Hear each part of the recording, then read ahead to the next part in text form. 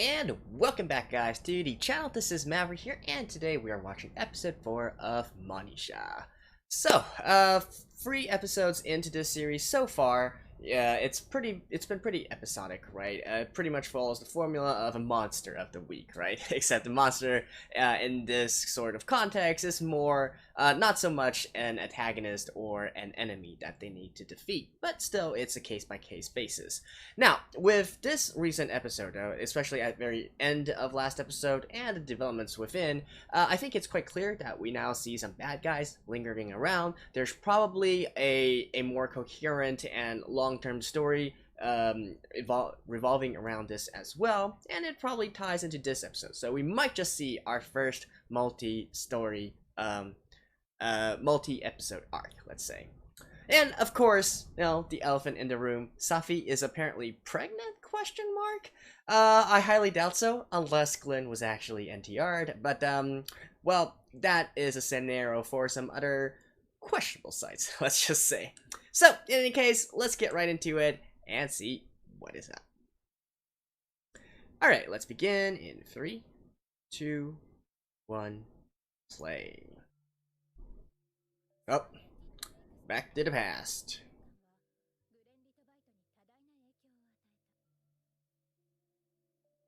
Wait, really?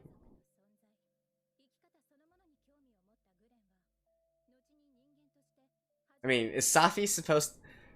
should you be the one to say this yourself? The fated reunion!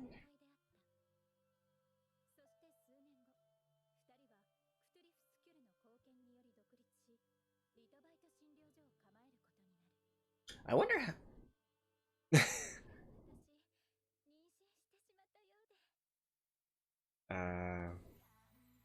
Right. I mean... How do snakes act when they're pregnant? I mean, snakes lay eggs, right? So, do their stomachs actually get big? Oh well. I mean, it's most probably, knowing this series, it's most probably some sort of medical condition, right? Like, let's see, a tumor? That's a little bit harsh, isn't it? And like in one episode, that definitely doesn't seem correct. My money is still on that little gift that her Spidey friend gave her last episode.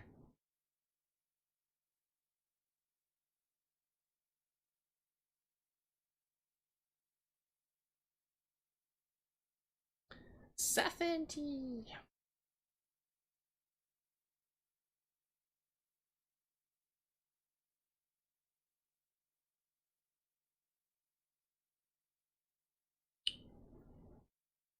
Mem Arahina Gafuli.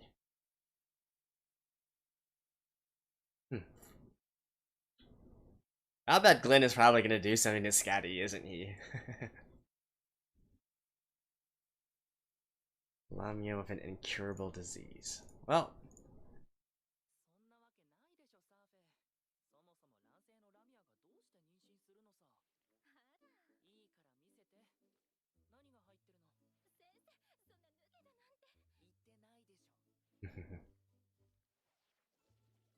Oh. Okay. So it turned out to just be a gag.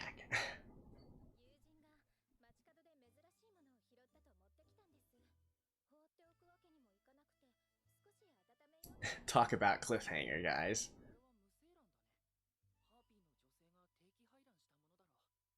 Female harpy. Oh.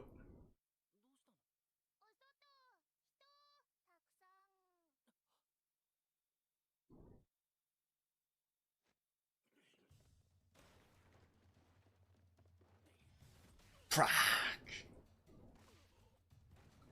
And Sapphee is like OP.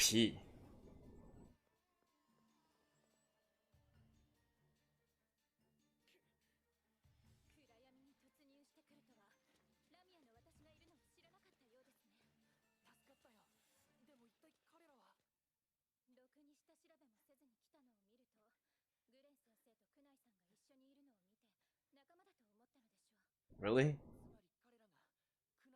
It's just that simple of a plot? Alright.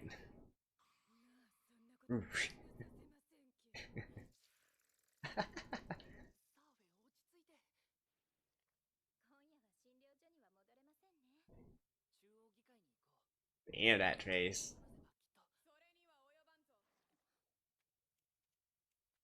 Oh, hello.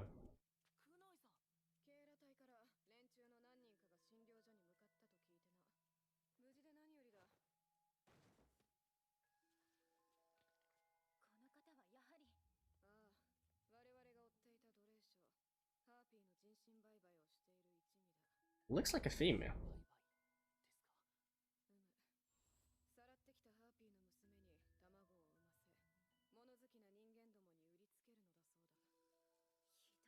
Wait, so they literally eat these eggs?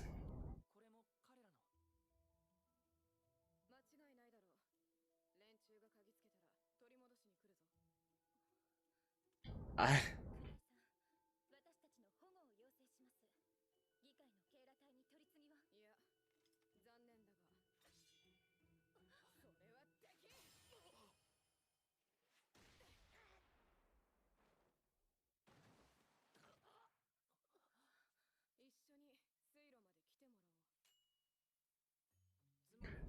Wait, so they don't even, like, capture the slavers or anything?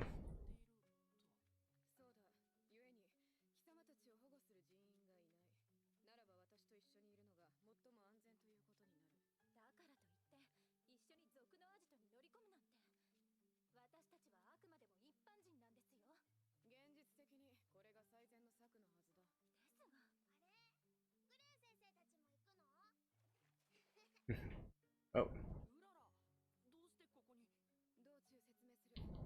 And there's Scotty over there.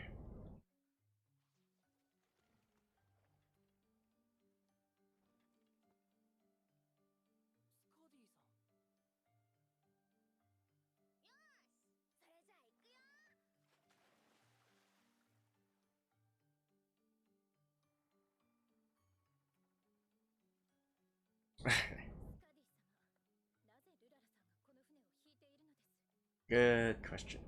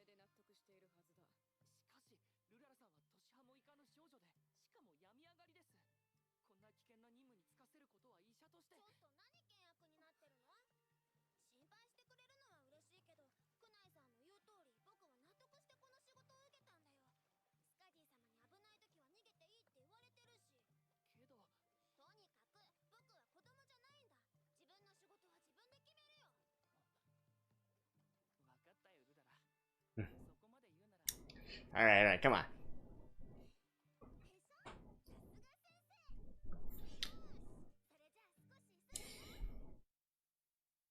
Yeah. We're actually gonna get some action as well, eh? But wait, the episode title was The Lamia of an Incurable Disease. I thought this was gonna be a Sapphee-centered episode.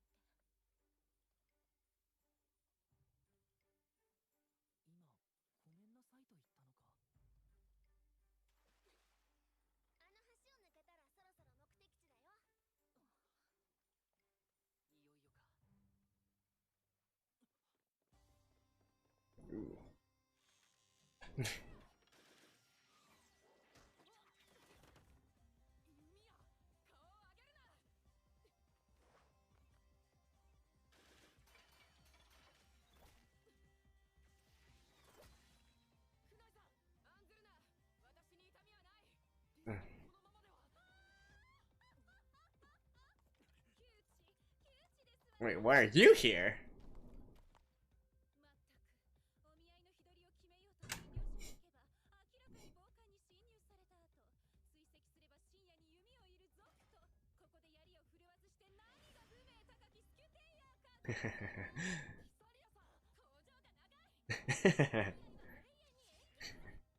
Good job, Sapphee. Good retort.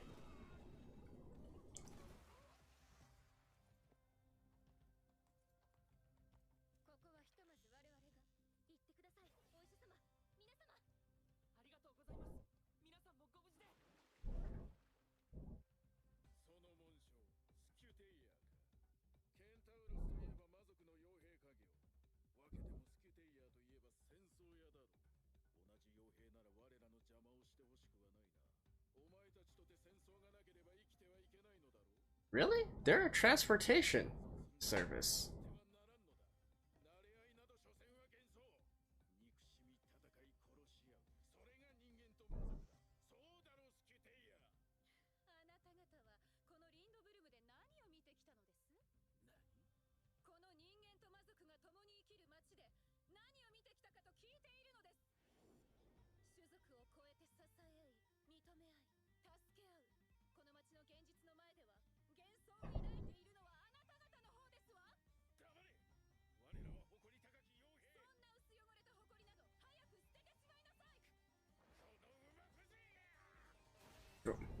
Like, that has to be the stupidest mercenary I've ever seen.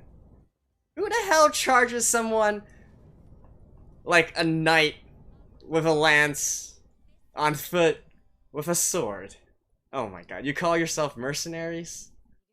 Talk about amateur hour.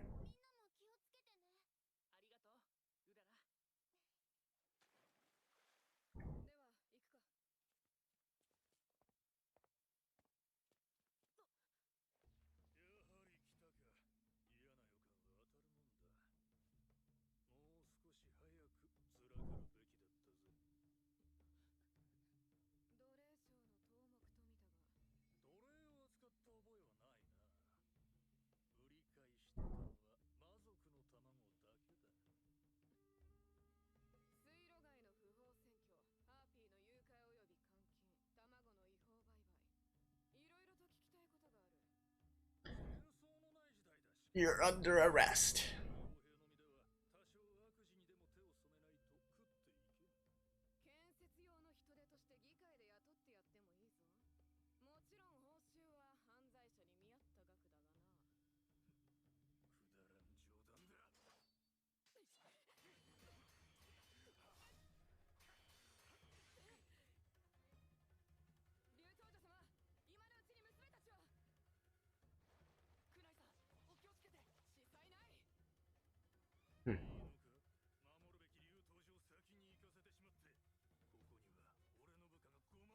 I'm pretty sure a dragon can handle it all.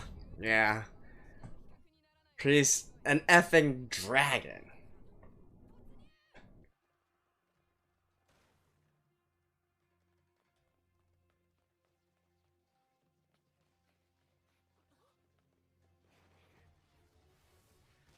Oh, you're also a tail user? Alright.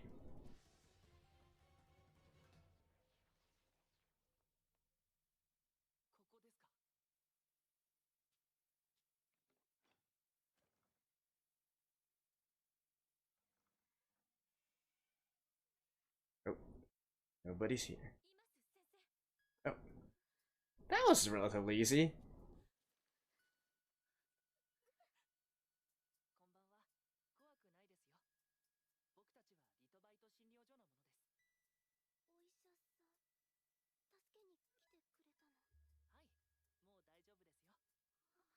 Where were the tons of men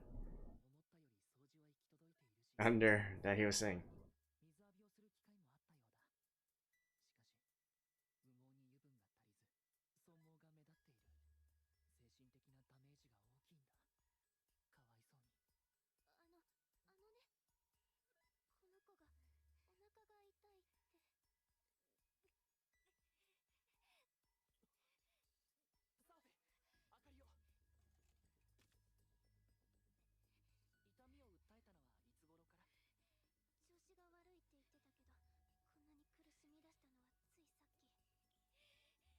Let me guess, she's ovulating?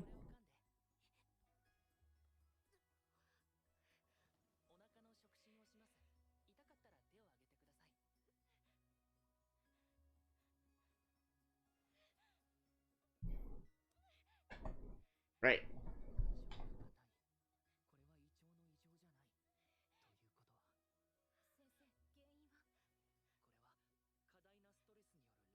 Egg binding. Oh yeah, some ovulating. But alright, so basically the eggs got stuck.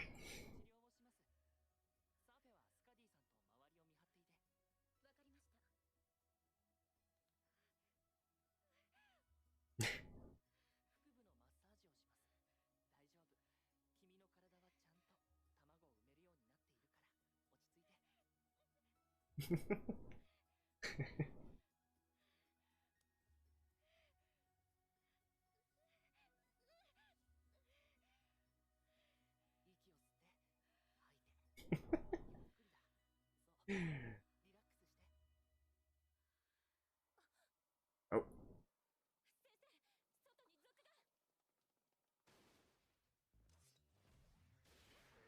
Oof.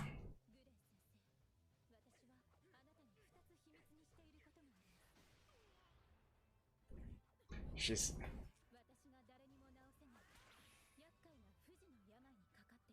Really? That's how you're explaining it?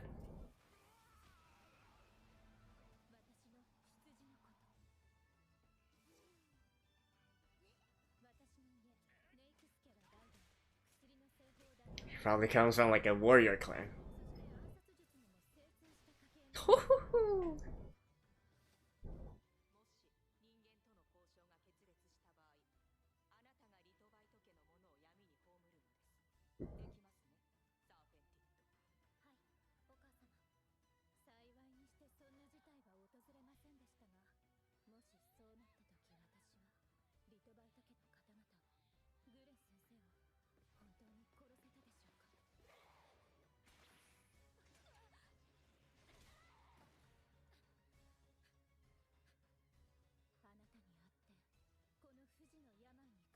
Wait, let me get this.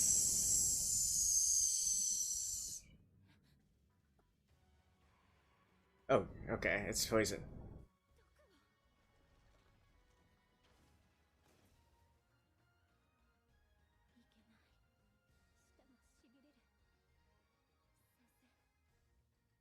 You really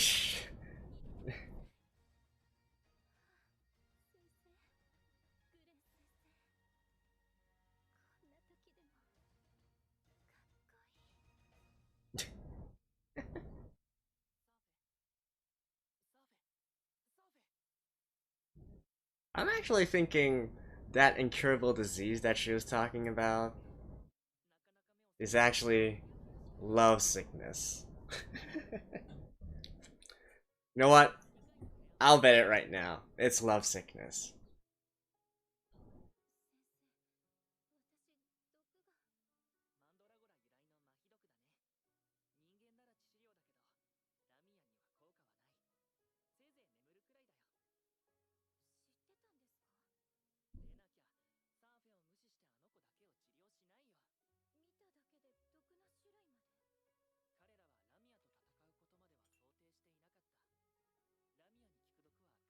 Wait, Sapphee, aren't you supposed to be the poison expert?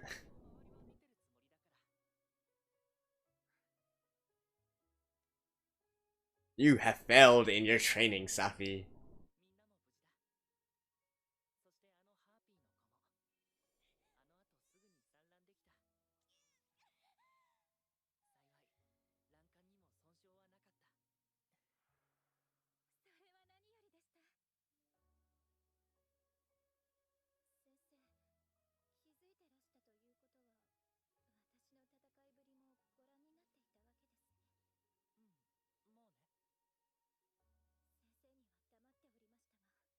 I gotta say.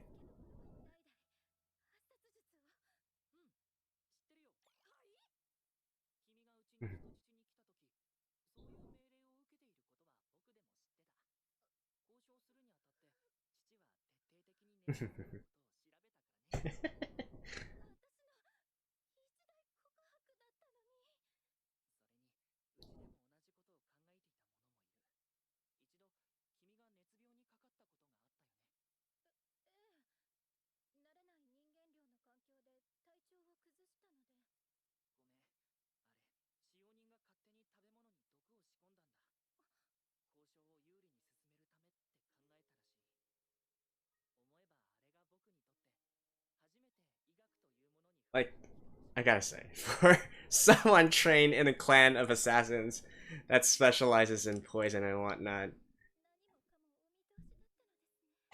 you're certainly pretty naive, Sapphee. I guess that's what they call the gap cuteness? Oh. Oh.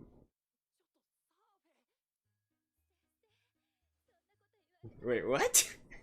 What?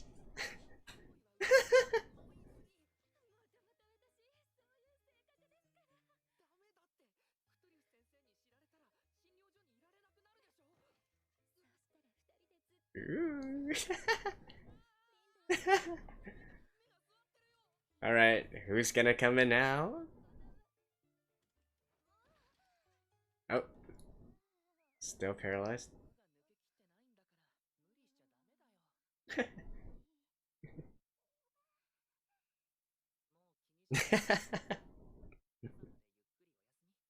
Now you're ashamed?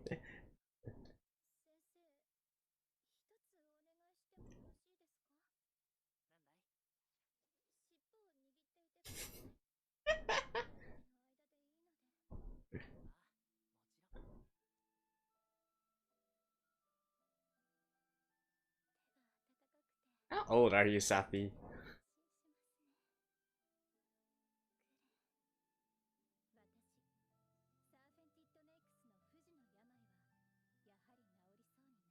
Yeah, it's love sickness.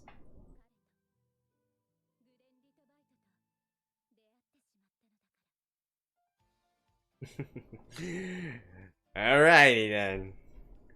Alright, see you guys after this. Okay, so with the end of the episode, I think it all but confirms that Sapphee's incurable sickness, if you will, is actually a love sickness, right? I was thinking of that right after she said she contracted this disease after meeting Glenn. It was at that point I was like, this sounds oddly familiar, right? The reference that I instantly thought of was actually Boa Hancock from One Piece, right? Where she also contracted this incurable disease after meeting the protagonist, Luffy. But yeah, anyways, that's pretty much it. As for her other, I do like the entire backstory that she has going on there, and it makes sense as well, right? Lamia, snakes, dealing with poison, and definitely more of a ferocious fighting, not fighting type of animal, but it's a sort of monster that you would associate more with fighting capabilities, right? Combat capabilities. Now, with that being said, though, I feel like they didn't really do her backstory justice here. Well, with what she went through here, right? So first of all, the way that she fought didn't really seem like an assassination style, if anything. Although I guess maybe assassination to them just means finding a way to kill the target, right? Maybe they kill it through brute force or whatnot. I was definitely expecting more of a See how awesome would it have been if instead maybe Sapphee was kind of being conflicted about using poison herself, right? Like maybe she has poisonous fans as well, and this is a kind of do or die situation. Does she really want to show her true self in front of Glenn, right? Like that kind of situation. Or at the very least, when she was poisoned, allow her to know, okay, this probably isn't fatal, but at the same time, I'm not going to be able to protect Glenn anymore. What to do, please run away. That kind of thing. At least let her show a little bit of her knowledge of poisons, right? Otherwise, it doesn't really do her entire backstory justice. There's supposed to be this secretive clan that's really skilled at poison and assassin techniques, and yet not only was she poisoned and defeated, but she didn't even know what she was poisoned by. Like, come on, you know. I love this kind of backstory. I love these sort of I like my women to be dangerous, if you will. So Sapphee having this kind of backstory definitely suits my taste, but I really don't think they did it too much justice here. Well, what else? So another thing about Sapphee from this episode that I really love is how we can see all the different faces that she has, right? Such as her serpentine face, right, with the tongue and all. And then we also get to see young Sapphee as well, which is super adorable, by the way. And then we also get to see lusty Sapphee and embarrassed Sapphee at the very end there. So the many faces of Sapphee here. It definitely was a Sapphee, sort of Sapphee focused episode, and that is a-okay by me. For the rest of the story, I guess the only thing to quickly mention is in regards to the slavers, right? So, kind of had the feeling this would be going on, and that is the sort of conflict that still remains, the uneasiness that still remains between humans and monsters. Obviously, they mentioned even right at the very first episode that this situation, this city that they're in, is kind of a unique situation, right? It's not every single place that has humans and monsters coexhibiting peacefully, and add to the fact that they literally just had a war a few years ago, you could definitely make the case that there would be some resentment on either side, right? Now, obviously, in this case, they're just mercenaries, so they have another added layer of excuse to them, right? They are warmongers in the first place, so them doing this kind of thing, it makes sense from their perspective, from that point of view, right? But I'm just saying that if they really wanted to, or if we are trying to guess, like, what could be future storylines and whatnot, I would definitely say that they would go back and revisit this sort of setting, you know, the conflict between humans and monsters and all that, and that might play a role in the future, especially with Glenn having this very unique perspective of being a human, but being a doctor that specializes in treating monsters, right? So that's something to look forward to in the future, I guess. For the rest, well, not really too much else to say about that. I mean, this really wasn't a series that was going to win any awards for its action or its plot in the first place, so I guess I can't really hold it to unrealistic expectations. But still, I wish that they had at least made a little bit better storyboarding in terms of setting the characters and showing off their abilities. You don't really need to have like a very cool looking like animation effects and fights and combat and all that, but you know, just like I said, utilizing some background information, just the dialogue and whatnot, that can work wonders towards integrating the story better, and not really, you know, making them look like they're just going through the motions, right? So, unfortunately, could have been better, but still, hey, I mean, we all got to see what we wanted to see, right? I'm assuming most people are here just to see the heartbeat scene and also to see Sapphee at the very end there. So, in that respect, I mean, don't get me wrong, I love that as well. It's just that I wish they could have done a little bit more with the story and the characterizations. And by the way, since Glenn says that he is very observant, he already knew about Sapphee and her, her background and all that, I kind of get the feeling that the other thing really isn't a secret to Glenn at all. And I'm talking about Sapphee's infatuation with Glenn here, right? Not to mention, like, if he doesn't know by this point, like, I mean, that's even more of a wood-headed than the most dense harem protagonist, right? No, he knows. He definitely knows. But what can we do, right? Because there's certainly lots and lots more monster girls to come in the future. Anyways, that's it for episode 4 of Monster Musume no Oishasan. I hope you guys enjoyed this. I'll see you guys next time as well. Bye bye.